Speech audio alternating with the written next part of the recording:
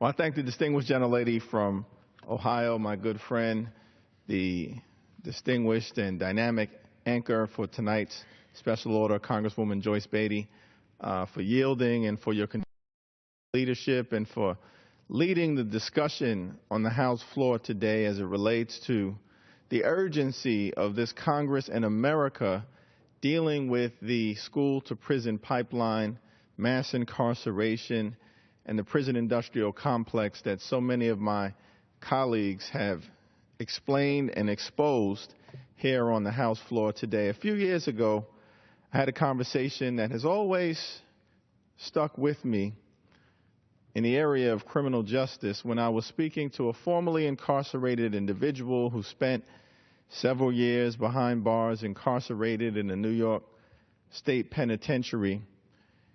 He's turned his life around and he's now an advocate for criminal justice reform. But he said to me that on his final day, after being in prison for years, upstate New York, he had a conversation with a high-ranking corrections officer, supervisor, who he had gotten to know and thought he had befriended to some degree during his time of incarceration. And on that last day, he said to this young African-American incarcerated individual who was on his way out, he said, "I just want to thank you." And this gentleman was a little perplexed. He wasn't sure what he was talking about. He said, "Well, I just want to thank you for helping me to get my boat. And beyond that, I want to thank your son, who's going to help my son get his boat as well." That conversation has really haunted me because in such a powerful and profound way, what it captures is the essence of what the prison industrial complex represents, which is this decision that was made in so many parts of the United States of America, certainly in New York, by Democrats and Republicans, when the automobile factories and the steel mills, the manufacturing plants began to close in the 70s and in the 80s, devastating parts of the upstate economy. A decision was made in place of those factory jobs to build prisons in their place as a means of economic development for depressed upstate communities. But here's the problem. If you build it, someone's got to fill those prisons. And in order to fill those prisons, several things have developed which we are in the process of trying to dismantle right now. The school-to-prison pipeline and the criminalization of young people, particularly in communities of color, where they basically are not given a chance from the very beginning.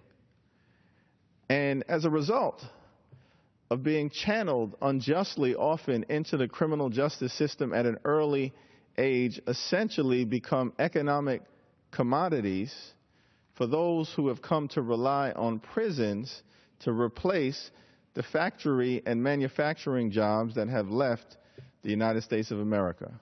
And that's been a big problem. In New York, it's a problem in other parts of the country, and it is a shame here in the United States of America that we've gone from a place where when the war on drugs began in 1971, President Nixon declares drug abuse public enemy number one. There were less than 350,000 people incarcerated in America. Even when the crime bill that's being heavily debated in the public domain right now was passed in 1994, at the height of the concern about crime here in the United States of America, the incarcerated population was still under 900,000 people. But we've gone from less than 350,000 in 1971 to under 900,000 in 1994 to more than 2.2 million in 2016. 5% of the world's population, 25% of the world's incarcerated individuals. We incarcerate more people than any other country in the nation, and it is shameful. And the school-to-prison pipeline is a large part of that dynamic, along with the failed war on drugs. And so we're going to have to deal with this situation in a meaningful way. The statistics clearly show that if you suspend a young person, that individual, often a black or Latino boy, is less likely to graduate and complete school and more likely to become entangled in the criminal justice system, because we've applied an overly punitive approach to discipline, particularly in the inner city. Now, in this chamber, I've seen surprising levels of compassion as it relates to dealing with the heroin and opioid crisis that's sweeping across America right now, and I'm glad that folks have decided to take a different approach than the approach that was taken in the 1980s with the crack cocaine epidemic across communities that those of us in the Congressional Black Caucus represent. I welcome this newfound compassion. I just hope that you would extend it now, not just to the manner in which we deal with the heroin crisis, that's important, but let's extend it to the overcriminalization that is taking place as it relates to young people across America, particularly in black and brown communities. I'm glad that we've become enlightened as it relates to moving away from punishment and toward prevention and intervention as it relates to the heroin and opioid crisis. Let's also become enlightened in terms of dealing with breaking the school-to-prison pipeline.